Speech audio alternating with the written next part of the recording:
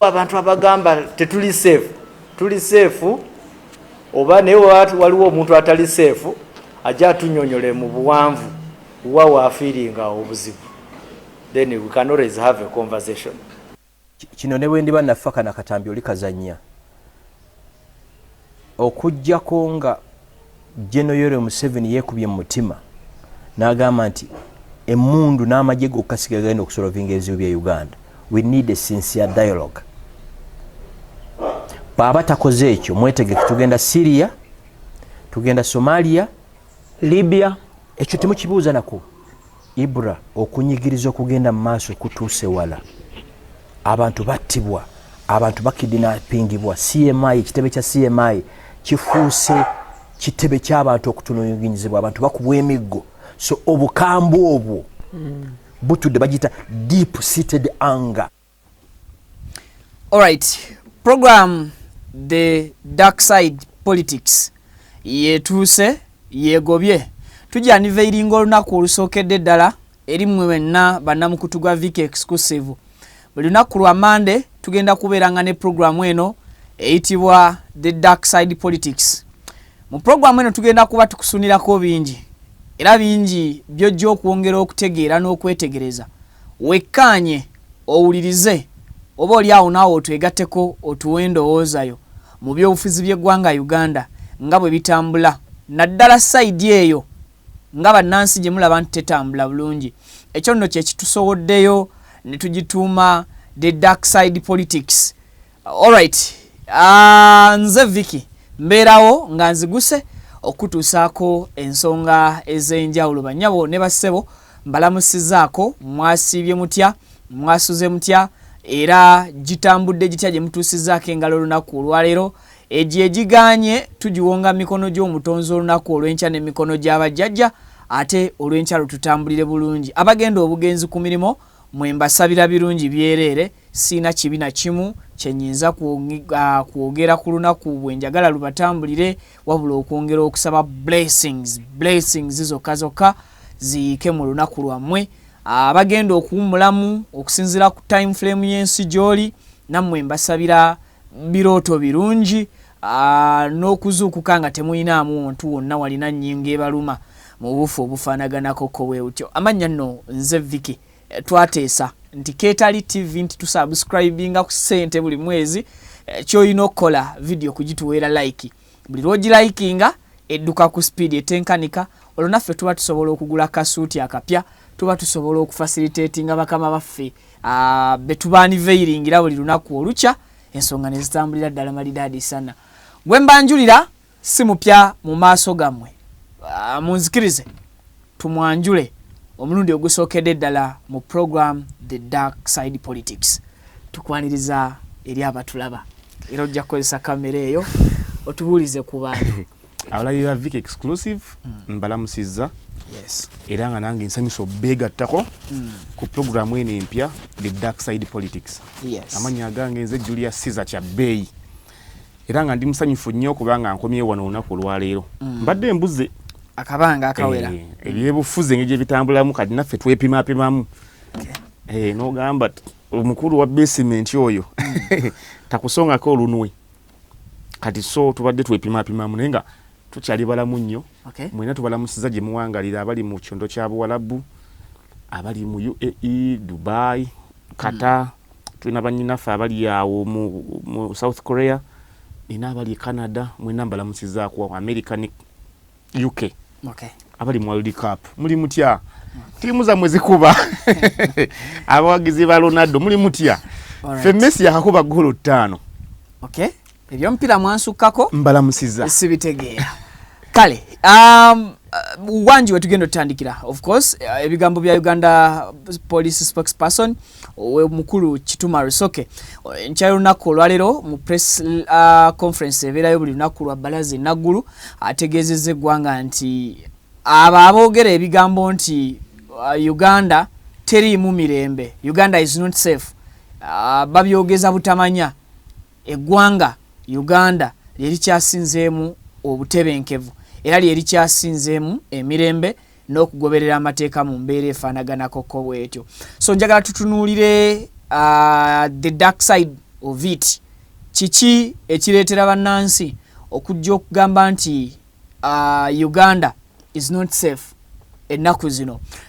Kyakubiri, waliwo akafaananyi akankuteko ennyo ka President Museveni kalaga nga mu myaka gyedda bwe yalinga agenda okunoonya akalulu oba bwe yalinga agenda okwetaba mu nkuŋŋaana ez'enjawulo eziri open ez'olukale, yagendanga nga naye yennyini ali open ng'ali mu lukale interactinga n'abantu, nga president asobola n'okutuula waggulu ku mmotoka n'abeera nga anyumya n'abantu be nga tewali kyeyeekengera.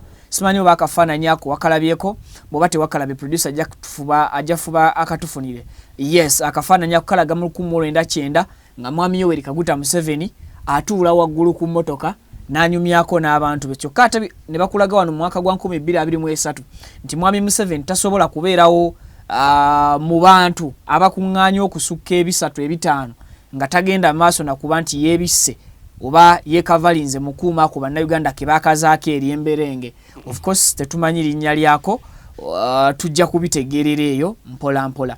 Politics afuuse politics. General Muhoozi Kainerugaba, the dark side of that story tugenda kubanga tugiyitaayitamu otutemeretemere ensonga ereetera amagye okwenyigira mu byobufuzi.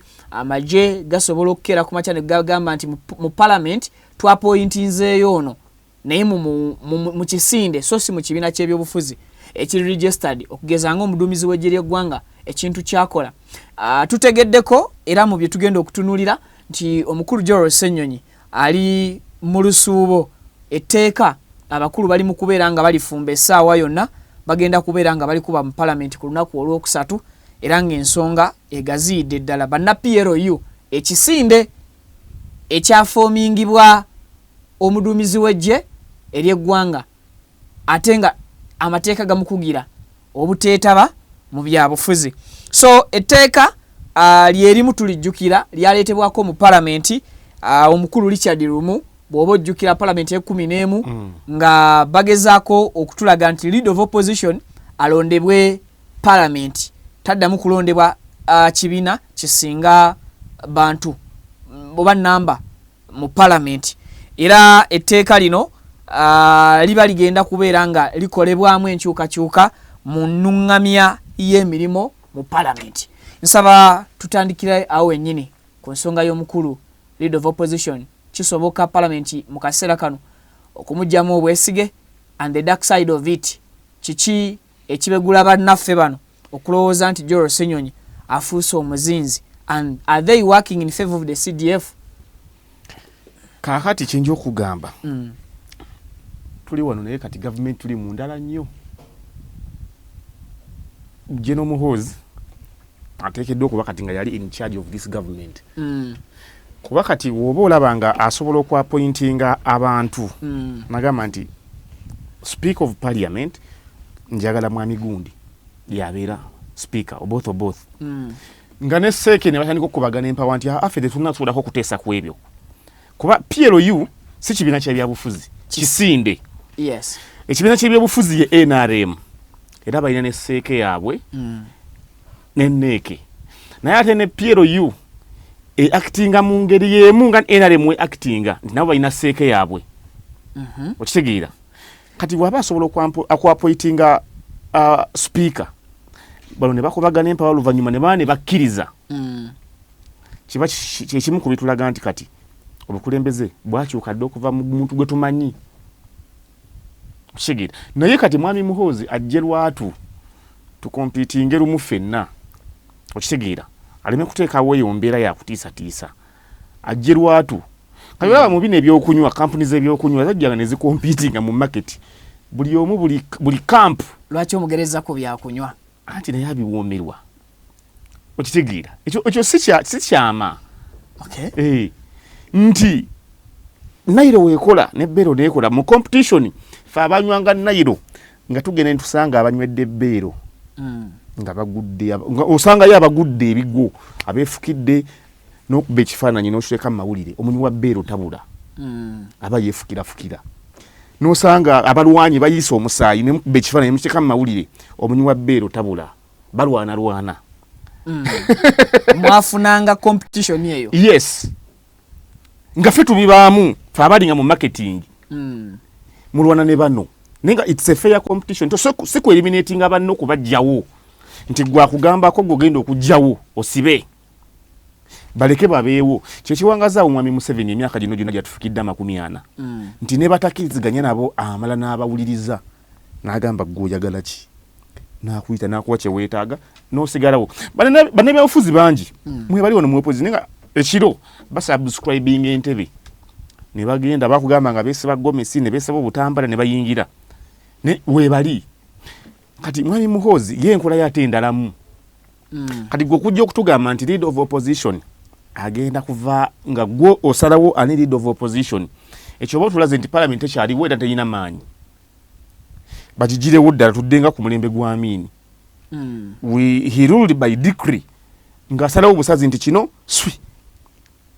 ekintu kikolebwa nga tewaliwo parliament kati amateeka ge tulina gatugamba nti leader of opposition ava mu kibiina ekikutte ekyokubiri mu babaka abali mu parliament. Yes. Kati gwe wojja olw'okuba bano tokwatagana nabo olina akasunguyira tosobola kuwuliriza bantu tosobola kwogerezeganya na banno bw'otakkaanya nabo nti olina kujjawo bajje tujja kuba tetukyalina ggwanga okitegeera tetukyasobola ffe nga Africa gye mugezaako gatta eyawa mu kitaawo gyagezaako gatta tetukyasobola kuba na mukulembeze nga Bokassa Jean Bedel Bokassa yali awo omukulembeze wa Central African Republic nsi yakumulirwano wano omusajja oyo mu 67 ina kibayita Garamba Masaka prison Masaka mu 79 nti yayise etteeka nti abaana bonna ab'essomero balina okwambala uniform oba wa primary secondary nga uniform ya bbeeyi nga nawe omuntu akola tosobola gigula nga yabuwanana naye nga ate mu kampuni egikola nga olaba nayitiiru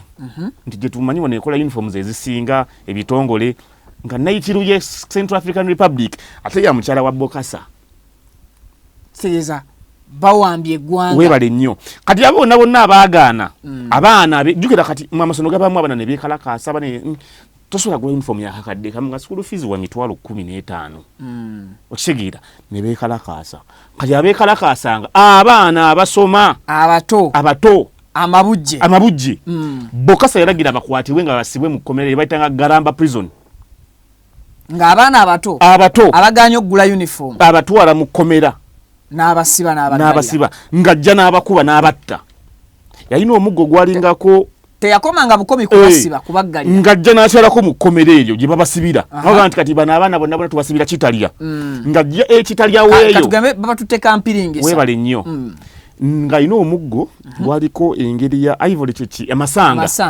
nga yagutonatona n'amasanga olwo nga olaba obo teguyatambuzanga ng'akutte waati saamulabako naye mu bifaananyi egyo emigo gye baakwatanga kati we gwalingako engeri y'amasanga nga yagutonatona nga akuba paka woofa kati tetukyasobola kufuna bakulembeze nga ba Bokassa mwami Muhoozi ekyo njala nkikutegeeze ensi yakyuka ensi yakula tuli mu demokrasi ow'ensi yonna ate nga adefiningibwa bulungi nnyo ne mu mateeka agafuga ensi nti gw'otakkaanya naye mumuyita gwe weebuuze lwaki muzeeyiwo abaddewo ebbanga ddene okitegeera kati alina statement gye yakola emabegako awo kubya nti agenda yeebuuza ku maanyi ga kabaka aba atyo ow'amaanyi waatyo okusinga ffe abakiwezi dalalala nti but that wasn't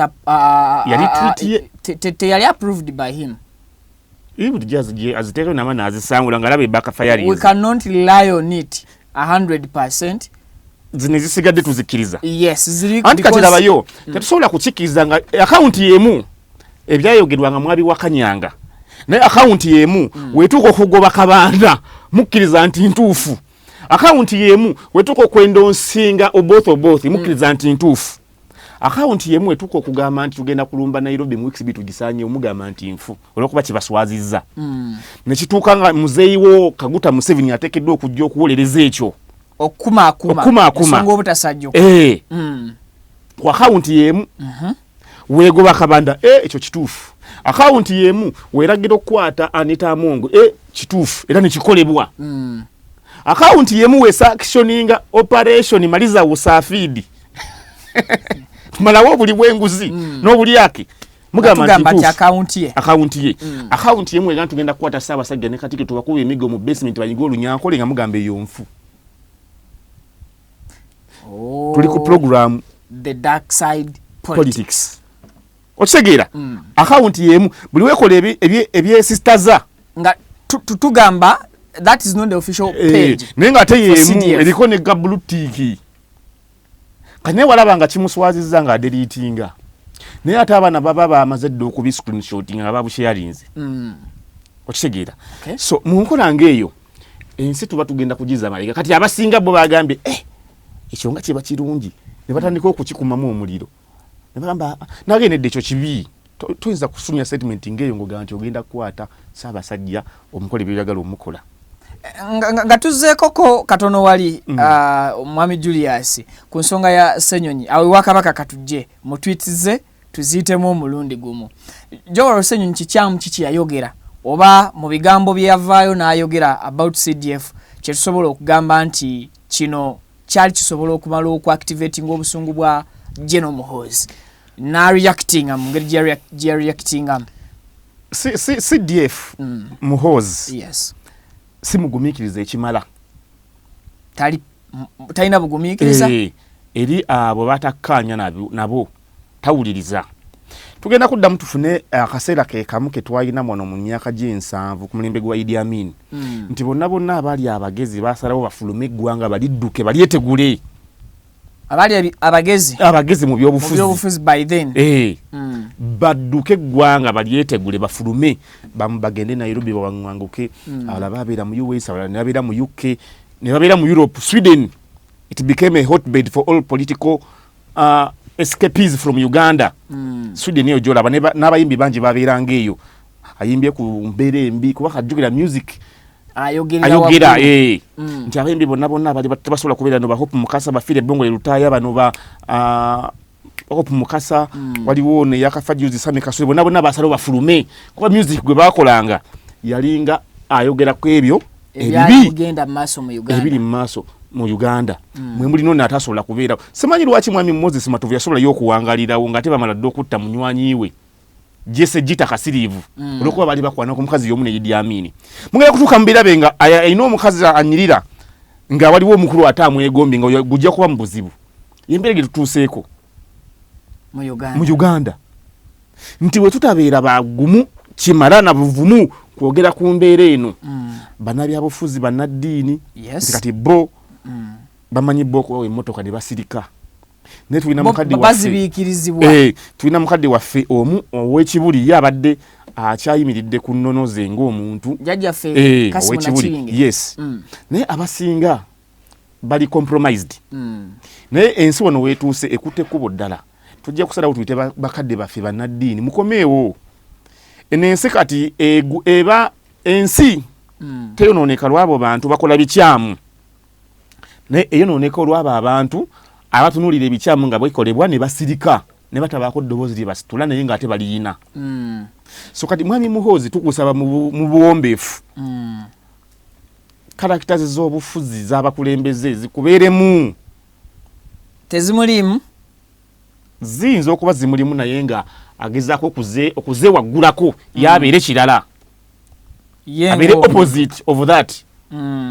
Okitegeera we twali twasomanga political education nga tukyali mu secondary yakuba bamuduuza bamugjawo ku mulembe nga tusoma characteristics of a good leader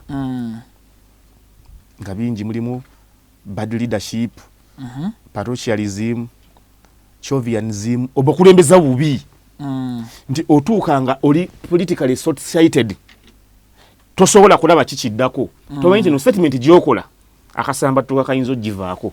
Mwami Museveni ku bimu ku bintu byeyejjusa mu bukulembeze bwe z'ennaku z'omwezi gwali gwa 9 yali September 29 tujja kusikamuko kati ni gye twakazaako eya Kayunga riots nti ezo Kabaka nga bamuganya ogenda obugerere zamuyisa bubi era nakati akyagugumuka olwaka embeera yali yatwala ennaku zaalinga 3 zalina ku 3 yes yakyazijjukira naye kati ye omutabani ate nga yali akulira PGB ebiseera ebyo yali presidential guard brigade. Yes. Kati SFC zeruvanyuma muko. Okitegeera. Kati branding. Nga gwe wali okuli ekitongole ekikuma kitaawo embeeyo yonna wagiraba. Kuba kati ffe twasinkanako Muhoozi ng'asazeekaawo paaka enkadde nga yaduumira regiment yali mu kibuga awo okusajjula abeekalakaasa. Yes. Twali tukolerawo ku Majestic Plaza. Kati ne batuggalira ebweru. Kati nga muli isolated. Naye nga ewandibadde ewange musobola okwekweka ye paaka enkadde. Naye nga te paaka enkadde erimu abaayitodde bakuba emiggo buli omu. Yes. Kati nga mwami Muhoozi y'omu ku balawuna paaka enkadde eyo nga bw'olira weetoola eno William Street eyo nokkirira wano ku yali ye Button Street. Yes. Awo ku ekizimbe bakiyita Yamaha Center nokkirira wansi ewali ekyo ekizimbe kimmega n'oddamu n'ogwa wali ku Beni Kiwanuka ne weetoolera paaka enkadde eyo n'ogwa wali ku Mini Price n'oyambuka. Ako konna nga kazingeko bwekati. Yes, nga namulabako n'amaaso nga be beetooloolawo. Mu biseera ebyo ffe nga tuli stack natuuka nze neekweka wansi wali emotoka ezali zirekeddwawo nga ziri abandoned nga banyinizo bazidduse nga neekwese wansi wa mmotoka sikyasobola kuyingira mu kizimbe kuba bakiggaddewo oyingira mu paaka abayitodda bakuba buli ayingira emiggo tebakkiriza ayingira wala bo basekiwalinga bali abayingidde dda bali mu paaka. Kati gwe oli ku street oli stranded bwogera eri maaso amagye gakulya oyingira mu paaka abayitodda bakwasa emitwe todda mabega ekizimbe kiggale. Kati akaseera ako Mwami Museveni yakajjukira n'engeri yakayitamu amanyi obuzito bwa bannansi nga basituse ayina ye kyatasobola kutunuulira n'akirekaawo nti kisobola okuvaako bannansi okusitukira awamu. Naye era kati still womala n'otunuulira byonna Mwami Museveni byazaakola bano abantu balinga still abatalina kye bayizeemu. Nti Mwami Muhoozi wavayo nakola statement wezityo nitwebuuza kati kitaawe response eri ki ku bintu bino nga tewali eddoboozi lya taata nga tewali ku bikolwa by'omutabani nga tewali. Kati nakatambike nalaba akamu Mwami Museveni yali alina wayogerera n'agamba nti bo balwaniridde nnyo ensi eno babadde ba freedom fighters okusinga bano abasajja beyita ba kings ne African chiefs. Yes. And for them, they were busy fighting against colonialism. These African chiefs were busy wearing monkey skins and leopard skins. Tibote baina kye bakola nga abazungu batufutubbalako. Bo ba Mwami Museveni be basituse. Ne balwanyisa yonna ebikolwa by'abazungu ebibi, amateeka amafu. Okristo walinga Uganda. Yes. Ngakolaga nti bano bakabaka abaaliwo ba chiefs bonna batulanga butuuzi nga beesiba maliba ga mpologoma kutiisatiisa na kukwata miggo giriko bwoya bwa namunungu bone bakkirira ensiko bone basaba bakkirira ensiko bataase ensi eno. Naye kati woba wasobola okukkirira ensiko otaase ensi eno omutabani gweyagala okuteera ekintu agenda kizaawa. Bwe tuba nga tulina omwogezi wa poliisi mu ggwanga n'avaayo n'akola statement egamba nti eggwanga ttebenkevu era oyo yenna alina okwemulugunya yajja nnyonnyole poliisi ku butya eggwanga bw'alaba nti teritebenkedde. We are here at the dark side politics. Side ki mu by'obutebenkevu bw'eggwanga ereetera bannayuganda abasinga oba abamu okulowooza nti Uganda is not safe at all. Oba oliawo omwogezi wa poliisi bw'anaalaba vidiyo eno anaamanya eddoboozi ly'abannayuganda side gye lirabirako ensi nti teri safe. Tetusobola tugamba nti tuli safe nga bakwata abantu aba bulijjo. Tulina munywanyi waffe bamita tabs yabadde awambiddwa okumala ennaku ziri 3 naku mukaaga 78 hours bakakiddwa okumusuula ku CPS okitegeera yakwatibwa buli omu n'abanga yeebuzaabuza. Poliisi egamba temuyina ne CDF yini ku Twitter n'agamba nange ngenda kunoonyako bani abamuyina. Kitegeeza tulina parallel security organs ez'enjawulo cliks nyingi obubinja obwabe byokwerinda bano bakuwamba bano nga tebalina kye bamanyi ate ne batakommunicatinga. Kati luli twalina abaana nga bagamba naye bannaaye kino ekiwamba abantu ekisusse bagenda kuwamba famire yekunonyi nga tena weekujja lwaki teweerwana kuba kiri batwale mulambo nti mugenda kutuuka musanga abantu nga poliisi ejja oba abantu bonna abajja okukwata omuntu ng'abantu basazeewo beerwaneko tukubagane okigira naye ate mugamba bino bitongole byakwerinda nina gwe nalabyawulereza ebyekisiru n'agamba abamukutte babadde bamaje bambadde uniform naye Lukwago olaba nange omunkuseere nina yampabidde omusango gwa threatening violence inago watiisatiisiza samutiisa abantu kati muli omu alina engeri yavunula ekintu kye muhoza siba agamba wana abantu nti nja batta tugenda kubatta mwenna tugenda kukola tugenda kutta Besigye sina gwe nagambye kutta namwe nja kukuba empi odde mu layini okwo kumutiisatiisa kaye na recording threatening violence naye poliisi yawandiise summons ekuyite empite ogende wennyonnyoleko kubikuwaabiddwa kati oli omuwejjere yawaabye omusango yabadde amanyi ajja kukwata poliisi egende bankwate kiifu yifunga mu biwankoko okyagezi nanyonnyola ensonga ze nagamba katumuwandiikire ndi munkuseere simanyiddwa nsi eno bw'ŋŋamba otya nti Lukwago tosobola kumuwandiikira summons najja olaba gwe omunkuseere nze omunkuseere nsobola ogikulagako summons gye bampandikidde okitegeera yino ekuyita ku poliisi weeyanjule poliisi ku musango gwa threatening violence gwe bampaabidde wennyonnyoleko poliisi ogibuulire obuzibu buva luddawa era lwaki otiisatiisa munno okitegeera iyo summons ziizo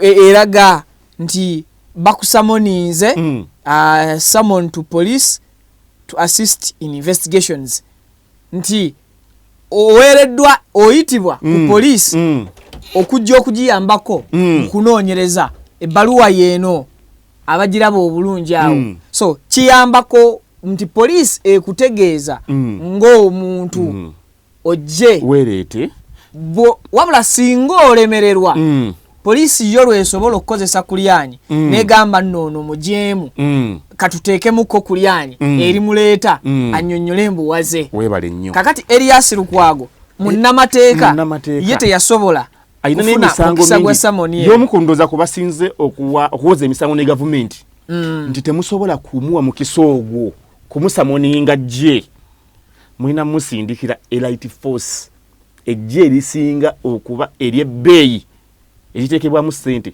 SFC erikuuma omukulembeze bajje nga bambadde obukookolo tekuli gwesobola ku identifyinga babuuke bagwe mu kikomera bamenye enju bamusokoole mu kisenge ng'ali mu bukisaaze ne nayiti bamukunguze paka mu basement y'omukulu etali nambike mu detention centers weebale nnyo ezimanyikiddwa amateeka bamale bate ebifaananyi nga bamusazeeko akavwiri nga si prison tannasalirwa musango tannaba na kuteeberezebwa nti azizza because police tena recording a statement weebale nnyo kubanga wano osobola oyitibwa suspect because gwe bakuregistarinze mu bitabo bya police ne Erias Lukwago teyali registered anywhere nti oba alina omusango ogumuteekeddwako kati bano bennyini abali mu tugamba mbu we are safe benyine bagamba fere tuyimanyiiko ojjukira statement gye basooka okuwa of course akatambi weekali ne babyegaana tetunnamanyako ku kukwatibwa kwa Lukwago nkulu Kituma Lusoke yavaayo n'ategeeza nga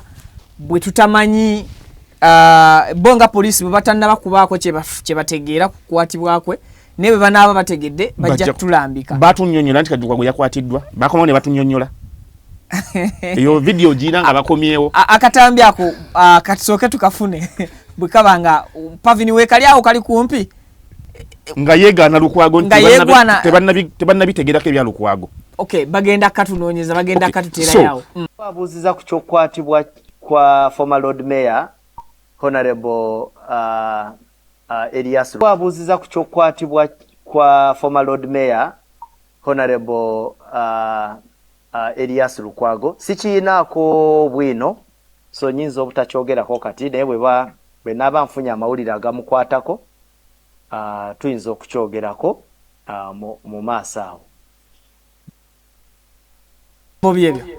mwami Kituma Lusoke wakomawo n'otunyonnyola nti Lukwago yakwatiddwa ku musango weeguti ne weeguti era ennaku z'amaze nga tetumuyina abadde wano na wano teyakomawo kati gwe okwata otya looya munnamateeka n'omukyajinga Miss Prison of Treason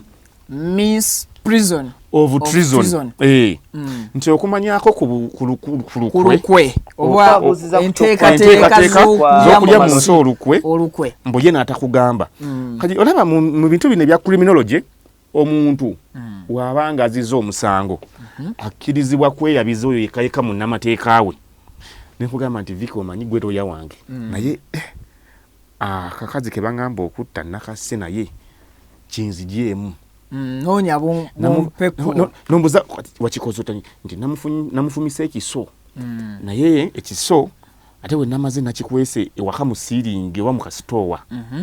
Kati jukira poliisi ne bano abali ku ludda oluwaabi baba noonya madda wiponi okitegeera. Kati maze okunyonyola looya wange wabawo law of confidentiality muzina ensonga z'amateeka nti oli looya wa muntu tokkirizibwa kuwasa byama bye ng'abigambye. Kati agambye omuntu yamusse naye naawe omusango oyagala guwangula akambi yakakwese wali. Kati ate eno prosecution side enoonya madda wiponi kuba kuliko n'ebinkumu bye. Kati mulina okuteeka gye musobola okutegulawo obujulizi obwo. Kati woba tugamba nti ku mulundi guno osobola okukwata lukwago for misprision of treason kitegeeza ne bafaaza mugenda bakwata mu bigo kubanga tukonfess ogenda mu kigo nga wakoze ekibi n'ogende wafaaza nga faaza akombadde sinakalowooza kati kyekijja nti abantu bongo bafukasinze watono nnyo. Wait a minute bw'abanga Erias Lukwago munnamateeka wa Besigye ne Obed baamukutte kukumanya ku nteekateeka z'abakiraaya nti be ye n'atazibuulira poliisi kitegeeza ne bapriests bali likely okukwatibwa.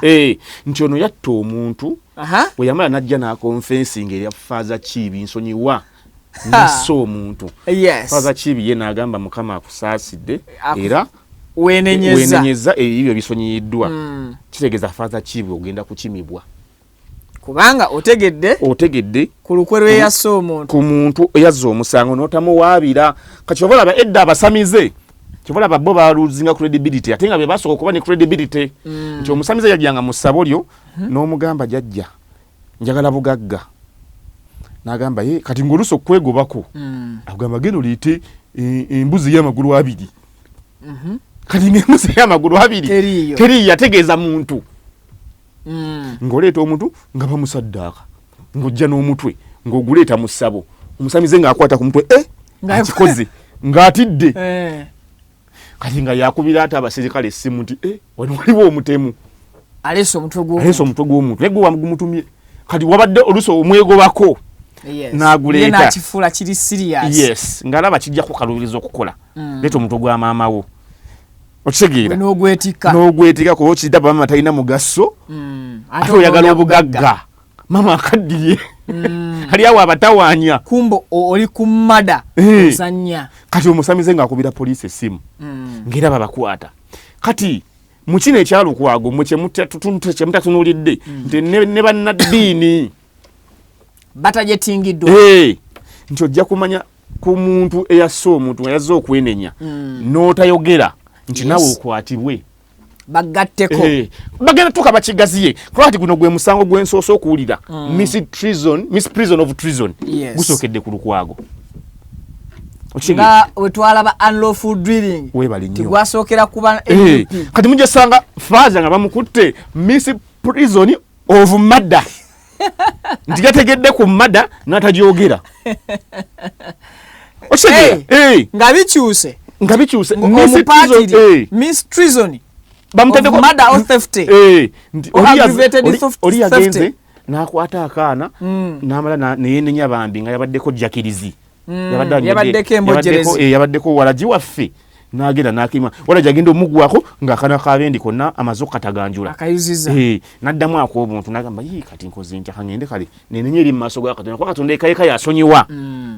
Teri muntu gw'ogenda weenenyeza akusonyiwe ne waba pasita nonga pasita nze nakutte muwalawo tasobola kusonyiwa. The reason as to why we confess tuba twagala is to relief tulirenga abatikuddwako ekyo ekituzitoyeredde funye gwenkigamba agenda okukizibira naye nga nkyogeredde mu maaso g'omutonzi. Weebale nnyo kuba tukimanyi nti faaza asobola okwogera ne Katonda direct nze kyesisobola kuba nze ndi mwonoonyi tulina enkola nti tumanyi nti bano bafaatha abapatiri babatukuvu yes ebyo byakola bitono tojja musanga nga byetooke mu lusuku lw'omuntu okitegeera nze ojja kunsanga nga nzibye kati omuneefaaza nsaba kisonyiwo gamba Katonda nsonyiwe nakoze kino yes kati faaza akitegereko asirike kati mu kunoonyereza kuno bakizuule nti faaza yakimanyako nti wagendako ewa faaza n'omugamba neweenenya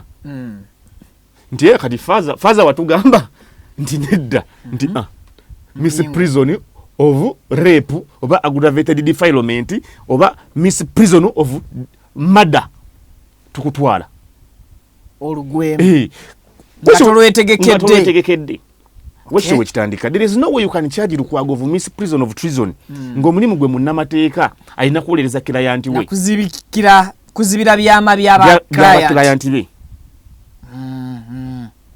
kati ekyo kyokka kyafu kyali kifu okukwata Lukwago kumusaako gw'omusango buyinza okuba oyina ente obutakkaanya abo ne Lukwago kuba Lukwago z'omusojja kuva dda ogamba we have this idiot abadde mu Kampala nga ye meya naye ekibuga kyonoonese tekikoze biki so they are wayinza okuba nga waliwo ne personal interests yes because of tweets ezibadde ziyitinga n'emabega kati Muhoozi ayinza okuba is unleashing his page ku Lukwago ekiruyi page amumalirako ekiruyi kode kitawe yalinga tamwagala nti Lukwago twamuyuwamudde amazzi yasigaza bijegere twamujjako amaanyi ga obwalo dibera gamunaabuulwa yes yasigaza bijegere Lukwago alemeseza ebintu bingi okubawo mu Kampala bali bagala okubba akataleke nakasero yakalwanirira kuva dda nga akyali Kampala Central MP yakyali MP yes bingi byalemeseza okitegera kati obusungu bubaawo kati tosobola kukyewunya nga Muhoozi asobola omussaako ogwo omusango n'amukwata n'amuteeka mu basement then omusango ne bagumusomera na mu kkooti nga teri eryaguwuliddeko tegubanga tewaliwo gwe wali bakyajinzeko kintu ekyo Lukwago yasoose taliiwo okitegeera so munnamateeka asoose okufunirwayo etteeka erimukwata naye nga munnamateeka mukuukuutivu weebale nnyo nti mu mateeka ga wano bamuvunaana olw'obutaabya byama babakirayanti be ate nga kimenya mateeka kiringa nze okujja nenvunaana omusawo nti musawo nondaba nga nkwana ono omuwala naye nga tegobadde ng'omujjanjaba noŋŋamba nti si mulwadde wa siriimu onenya omusawo ateekeddwa okukuuma ebyama by'abalwadde alina omulwadde we amujjanjaba enziku buli lunaku yamuwa eddagala nze namukwanye okitegeera nansiiga enziku oluvannyuma n'ekizuula nti omusawo Pavini yabadde ajjanjaba nentwala tempaabira omusawo nti wamanya ku muwala ono nti alina enziku n'otamulaalaasa ku kyalo nti alina enziku gwe musango omusawo ateekeddwa omusawo ateekeddwa okukuuma ebyama by'abalwadde be nze Viki newenkusanga okwana ekiwala naye nga nkimanyi bulungi nti ekiwala kirwadde kya siriimu nze nkiwa n'empeke nga gwe musawo nga nze musawo waakyo sisobola kugamba nti omuwala gw'oliko mulwadde sisobola kugamba mu mateeka g'ekisawo kati gwe Viki omala okufuna enziku yo n'akasigo ka mukenenya jangu nojja nonneekwasa mbu musawo gw'obadde ojjanjaba oyo omuwala ate omuwala yansiiza akasigo ka mukenenya n'olwekyo nkutwala mu kkooti ekyo kiba kikyamu tekibaayo etteeka teririiyo obasobola okuyita okukwatira kiba kifu kati tuli mu kumenya mateeka mu Uganda tuli ku mateeka tumenya nti tukwata omusawo yagaana okulaalaasa omulwadde we nti mulwadde w'akasigo ka mukenenya so that is the dark side of politics. Yes. Mu musango gwa Elias Lukwago. Wagaana okuwayo naye nga show yo bagitegedde ndooza kati abantu. Omulamwa gwa show nsuubira okuba nti kati mugufunye bamaama ne bataata. Bajja gufuna. Tuvunaana Lukwago. Yes. Olw'okugaana okumenya amateeka g'omulimu gwe.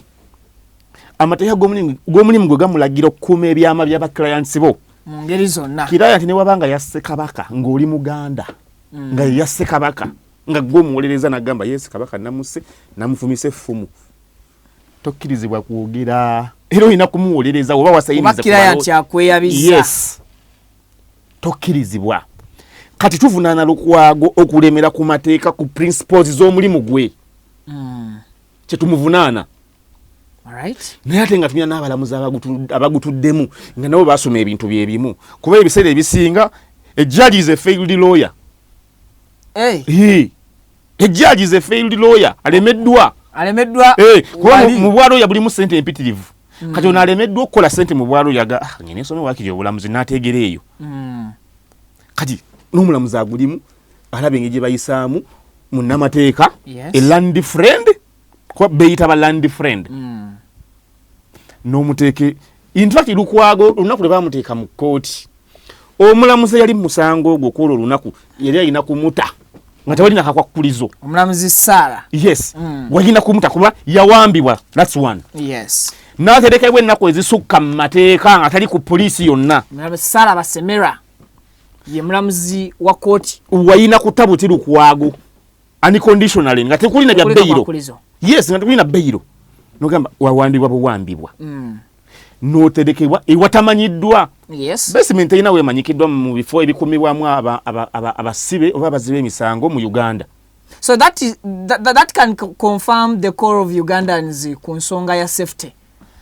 Kati awulusoke ate kyabuusa amaaso nti for them bagezaako kutuwa kwinini nga bamusizeeko omubisi gw'enjuki awomerera. Yes, bawambye abantu bangi okitegeera nga tubiraba kati kino kigenda kufuuka nnomo nti bakutte Lukwago. Yes. Bamuwambye basooka faaza weye Masaka yali Dewo Danta Deus. Yes, ne bamuwamba ne tusirika bakutte munnamateeka mu byekisi tutunula kati omusajja asinise tweet Kabuna Mawanga nti ngenda kukwata musajja wammwe Magulu Nyondo Chuchu musirise kati ajja kujja mukwate nga is preparing you ku kinaddako nga akasuka ejjinja mu Kisaka because azaawo ninga Lukwago. Yes. Nga tulowooza byabwe bya X n'amala n'akugamba ngenda kukwata Joero ne munne Semuju Nganda. Semuju by the way yabuuse yavuddeko ko mu Uganda. Yatidde? I don't know. But like any other person osobola okufuna mokutya. Okay. Yes, yagenze Mecca. Agamba yagenze kola umra ne twategedde nti ate umra etandika gwa musanvu. Yagenze kufuna kafonga obufote bunnagwawo yagenze kwekwata akamisisira okusinzira ku bakulu bategeeza nti umra ebeera etandika mu gwa musanvu bakamala okola hijja. So kino Muhozi kyakola ali mu preparing bwongo bwe ujje nga mukimanyidde nti okuwamba kya bulijjo. Okay. Nti batuuka okukwata ne Ssaabasajja nga yagambye mugambe akasajja kamukutte awo nga muli awo tewalina omwasobola kwegugunga kuba kyali kibaddewo Koboti yakwata nalumba olubiri n'akozesa Amini ne balulumba Kabaka n'afuluma n'adduka naye Abaganda ne basigalawo. Yeah. Okitegeera n'abali Emmengo ne bayingira gavumenti eyaddusiza Ssaabasajja. Okitegeera. So things can happen. They can happen. Ne bisigalanga bwe biri. Nga biri no kati abapreparing ati nekiri we kinaba kizze era mujjagamba bakuteruko ko twali ku masimu gafe okumanyi omusajja Muhozi ajyoga.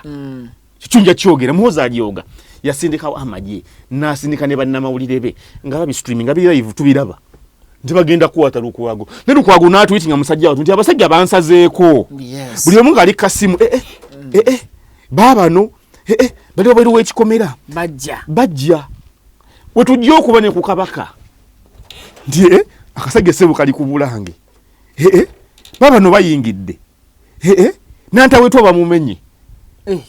Yes, tulibeera tutunula ngera tuweereza mawulire nenga tetusobola kuvumirira.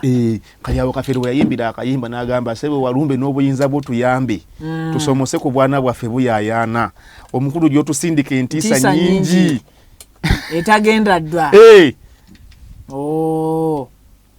Okitegeera? Yes. Sebo Muhozi tusaasire n'obuyinza bwo tukuze ku bwana bwaffe kuba teri agenda mu basement akomawo batono abakomyewo abakomawo kibala mataddanga nalaba bano damu nataddanga nalaba no jjo omukyala nabbanja ngagamba nze Kibalama nagamba mumanyi tumuyina gwe tulina yali chairman we waffe Kachiri yagamba chairman wa wano ku Hoima Kavule yes ntubuza naye mukyala nabbanja ensonyi olizijja ulifuna ddi ku nsonyi twabanjanga Kibalama ngogoloza tubanja chairman wammwe ngala bitabuse kuba teri agenda mu basement nadda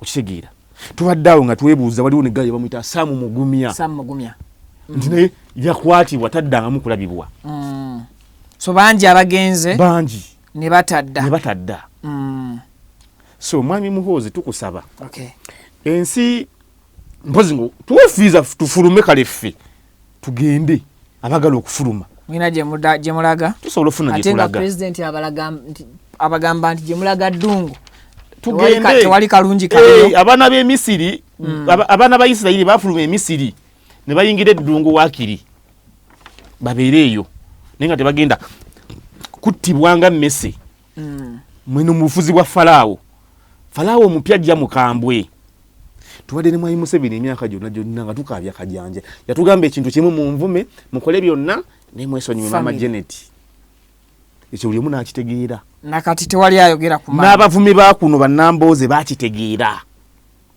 nti waliwo wootasonga mumwa tosonga ku Mama Janet omukulu alina ensonga ze lwaki omukyalo yamupreservinga n'ekitiibwa ekyawaggulu so buli omu alina weakness ye kati this is not about weakness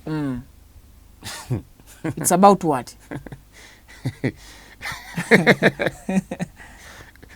because buli musajja mu nsi waliwo we basobola okubreakinga olaba waliwo point ze basobola okubreakinga nokakkana okukakkana kituufu naye nsiiba nkigamba nnyo abaana mikwano gyange abagezaako okufuna famire nti bw'obaamu n'akasente at least abaana bo naye oba tolina zaakubawa naye ng'olina school fees agenda obatwala ku ssomero soka omuwe fees ezo azikwate ng'ezize omugambe zitwaleyo tamweddamu mu weeks nga 2 zimu ozikuwa fees y'oyo sezo sente zobeera nazo azibalemu azibale nze nzibawa n'abala mutwalo gumu 2 3 4 5 9 naawe zakakade n'agamba ddali nze nina emitwalo 10 emugamba emitwalo 10 teziriiyo eri miliyoni emu kati nawe tennaku nga 3 nenkomo nga sinyadde 2 emugamba omanyi soko mpulira emitwalo 5 kati amano zikuwa n'omulya mu kisenge ng'ali ne munna amugamba okimanyi ddadi musinga obugagga aneewozeeko ddali talina yadde 10 nze muwadde sente ze tugenda okulya okitegeera kati abaana tubakulize mu mbeera nga basobola okubaako nabo n'ekyabwe school fees oyo gw'omwawuwe era ziyamba ye okusoma kukwe naye kati zimu asooka azifiiringa nti zize ategeere sente ki kyesobola okukola sente kyeki kati Mwami Muhoozi okay ndowooza tuveeyo that is the dark side of that story nsaba briefly tugende ku dark side of politics mu side zeno bannansi by the way wano kati ninyo munzikirize mbasabe mutaginga omukulu Kituma Rusoke Uganda Police spokesperson nti ategedde ensonga lwaki bannansi bagamba nti Uganda teri safe at all ensonga ze yabadde abuuza tuzifunye now Martha Karua munamateeka Erias Lukwago munamateeka wa Dr. Kizza Besigye ate mukwano gwa Ssaalongo Erias Lukwago bwe babadde mu musango gwe gumu ogwa treason obuvunaanibwa Kizza Besigye olwaleero bw'abadde azze mu Uganda okubeerawo mu kkooti n'okubeererawo munywanyi we okwegatta ku bannamateeka be Erias Lukwago bamukwatidde ku entry ku kisaawe ky'Ennyonyi Entebbe ne bamukwata ku etokota eddako ne bamudipootinga ng'ensonga gye bamuwa si nsonga. What is the dark side in that story? Kati wetuba nga tuli mu kukwata bantu for misprison of treason ne Karuya yabadde alina okukwatibwa kubanga amanyi ku byama byani bya Besigye Nobedi olukwalumanyi naye lwakuba nti ye si Munnayuganda okitegeera yes yensonga lwaki ye ali protected oba bamusaasidde obutamu arrestinga ne bamudeportinga nakyo kikola naye nga bwe tuba bakukwata nti tulina obujulizi obumala nti ddala Dr. Besigye yali agezaako kwagala kutta Pulezidenti Yoweri Kaguta Museveni buli muntu yamanya ku lukwe akwatibwa buli yamanya ku lukwe kati bino byomutugamba niya sole gye nabadde nga ndaba ku internet nti simanya balina okukwata ani Salamu Musumba simanya bakwata ani Semujunganda Rwamushana webali yes lwaki bo tebakwatibwa bwe tubanga tuli ku means prison of treason lwaki bo tebakwatibwa yes so wateekeddwa okubeerawo ekirala ekiriwo the darker side of that part yes what is it nti Lukwago tumaze omusuula nga Lord Mayor ayina future ki mu byobufuzi bya Uganda ayina future ki mu byobufuzi bya Uganda agenda kuddamu addeji yava nti yesimba okuba MP takyasobola ayina amaanyi agasobola okwesimba okuba president nti takyasoboka according to his health status webale nnyo kati netusalawo tumukumiremu eno embeera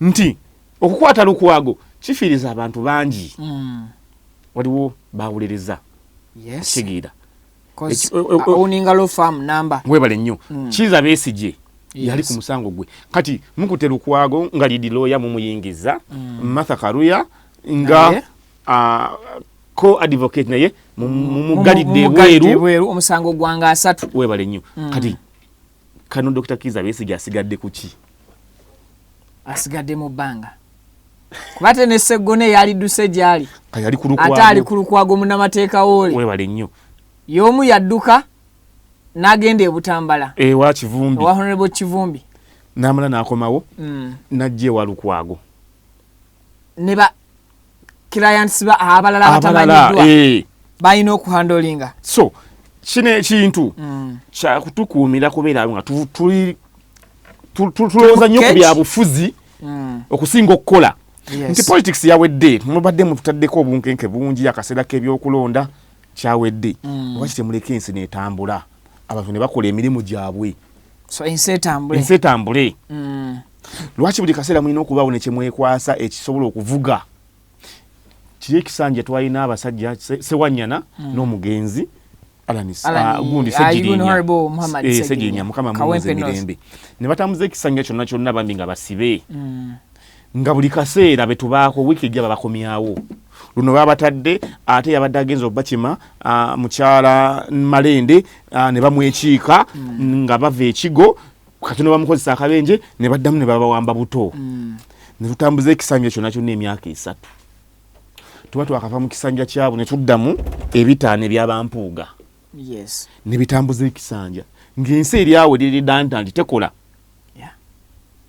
lwaki temuleka ensi n'etambula ebyobufuzi ne bidda kati mwagamba Nuupu omukulembeze wayo yadduka ekitebe kiri awo tayo kimezeemu n'omuddo bwe bagamba tutuuse mu kalulu by election bonna bakomyewo bonna mwebali ekitebe bulijjo kiri active naye nga oludda lwa gavumenti lulaga ekitebe tekiriiwo ekya opposition nalaba n'abavubuka abamu waliwo oyo omuvubuka omu atedde okubeera nnyo okumutimbagano nga bagenzeyo weekubisayo n'ebifaananyi bwe recording nti wano yafuuka mpuku ya munyazi asanga yayingira okitegeera so n'olwekyo gavumenti n'abagirowooleza kuba gavumenti erina think tank mulimu bapower blockers bano bali Omushana ono ani ono ayogera ennyo ng'ekyalaani olwo ayogera nnyo ng'ekyalaani aliwo yenna Muhanga mutabani wa Muhanga abantu bonna waba neminga nicknames ezibuzibu okutegeera mutabani wa Muhanga so bwe tuvaawo awo mu dakiika 5 zokando za producer ngambi zetusigaza tukonole essaawa the dark side of NEMA segments and stories NEMA ekituufu abo abantu baagala kubba ttaka ly'abantu baliguza abantu abalala. Twakirabako ne luli nga basenda ab'omu Lubigi nti bamala okusendawo abantu ate luvannyuma nnyo ne babawa yakubawo ekibaati ng'azimbawo essundiro ly'amafuta.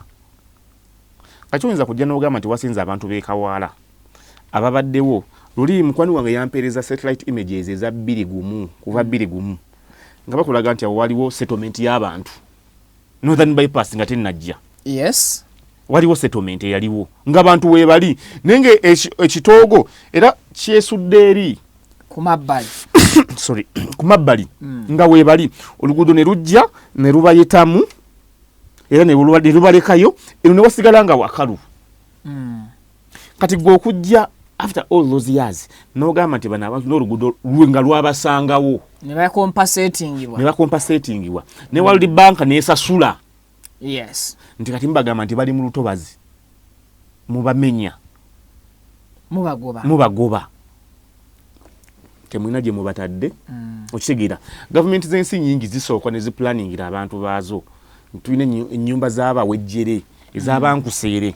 Nze nkugambye nali ntaddewo project y'omu Kisenyi nti ettaka lyaffe ery'omu Kisenyi nti nsobole okulizimbako ekizimbe abaana bonna basula ku nguudo babe nga bafuna we basula shelter nga olaba mu bazungu. Abazungu balina ennyumba z'abawejjera abateesobolerako ddala we basula. Yes, efo ibeera overwhelmed ne wabaweera abasula ku makubo naye era programu enti waliwo abasulamu nti asoosokkera yeekwata akatanda ne yeebaka. Gwazereeti nga obutanda bujjulire ne gw'onoonyawo n'asula kyobalaba era musanga yabasula ku nguudo.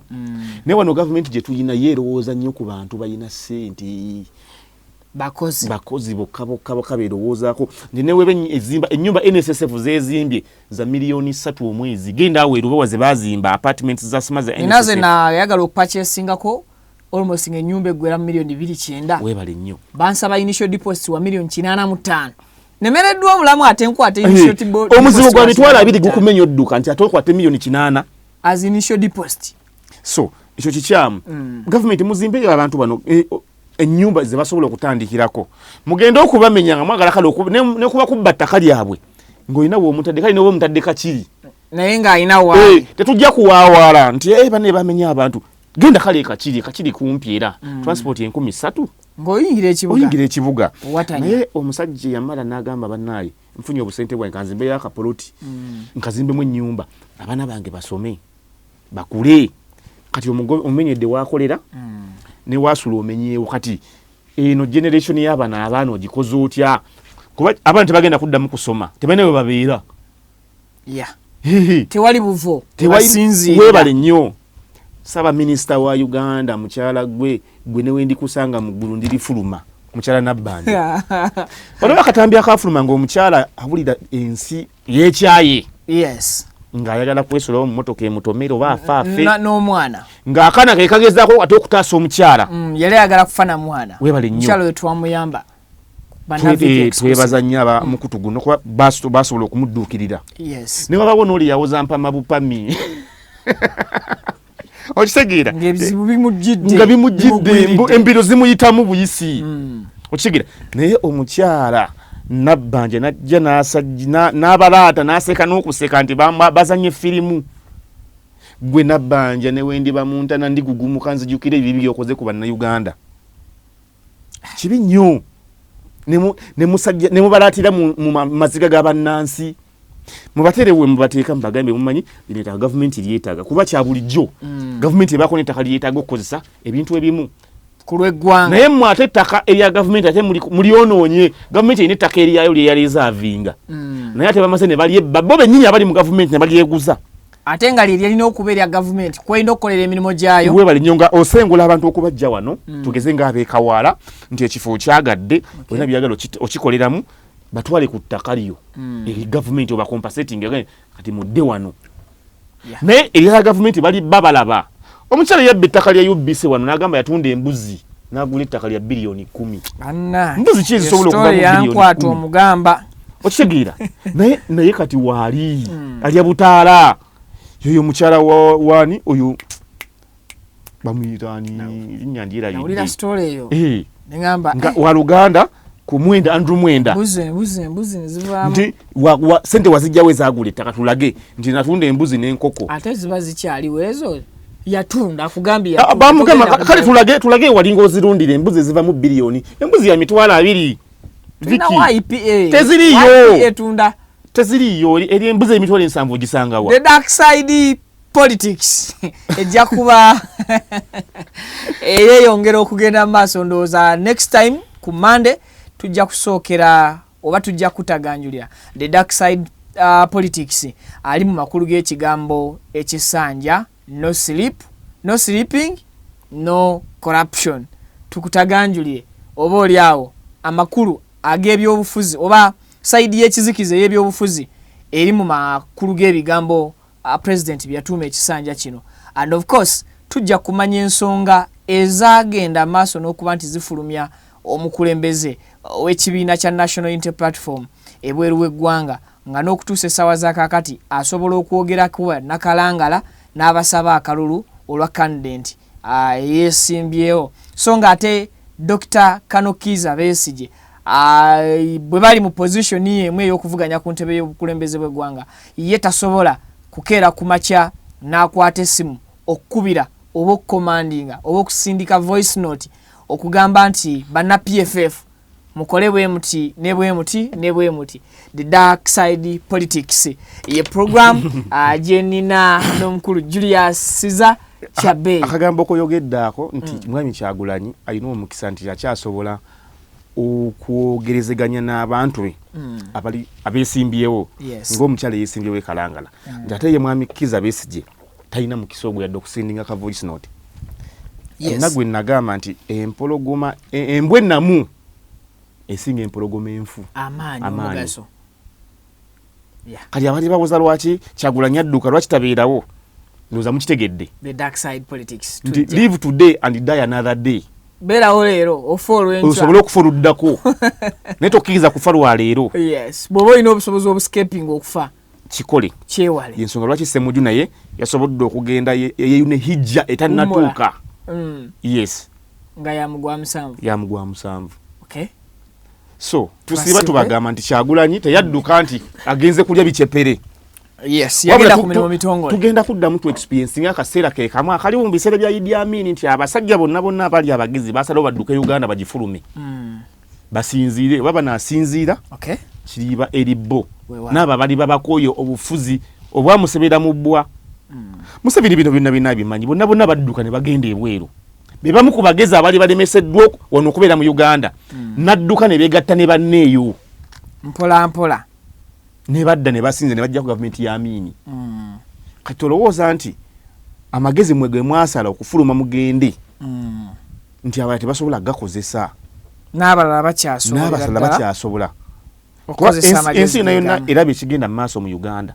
oli wagamba nti kati nze nnoonyezebwa njigganyizibwa lwa byabufuzi nga mwami Ssemujju n'akulaga tweet za CDF nti ayagala kunzijjako omutwe teri nsi esobola kugaanamu wa visa nsi esobola kugaanamu wa visa akwaniriza CDF akunoonya kutta tolina kyokoze ola lwakuba oyawukana ku ebyo byalowooza the dark side politics nzikiriza awo wetujja okutandikira sibula abatulaba ojja kukozeseyo kamera abalayi ba Vic exclusive program etandise lwaleero era tusaba mugi following mugirabe every Monday temyako munno mugambe likinga sharinga mbagala nnyo amanya gange nze Julius Siza Kyabe weewaawo ebimu ku by'otalina kubeera nga osubwa tujja kwongera okutaganjulira eggwanga mwami Siza Kyabe bwe nabadde nkola research wange ku bantu 27 abaafuna emmundu nga balumba enkambi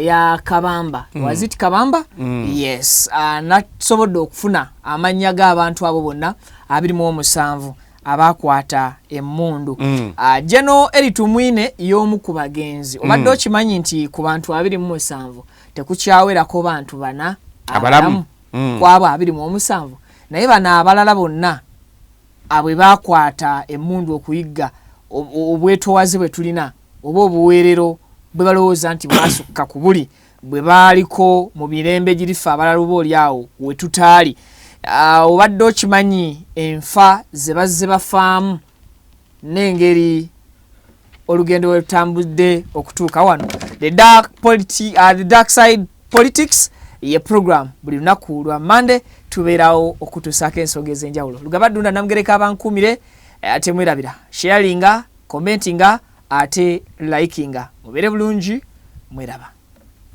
Nyondo Rosette amanya ze Nyondo Witini gankola ne Nyondo Glim tuli wano ku Nyondo Glim Beauty Sport nga twagala okubanjulira products zonna ze tuleese. tulina ekizigo kyaffe kitandikira ddala ku mwana omuto okutuuka ku mukadde. Kizigo kirungi nnyo kya nacho naye n'abagala okolamu ka brightening tukikola. Tulina products ez'abakyala ez'abaami ewamu n'abaana. Products zonna zemulaba waneeno za Nyondo Glim. Tulina ne bedroom products gamba nga tightener, pulling, eddagala infections, water, appetite, penis enlargement. Tulina manpower n'abakyala bagala okubanga ate mukola ku hips mwagala okubanga mukendeeza embuto. Tulina beauty spots eza Nyondo Glim ez'enjawulo Enyanama ne wano ekisozi. Mu UAE tusangibwa Dubai ne Sharjah nayo tulinayo branch.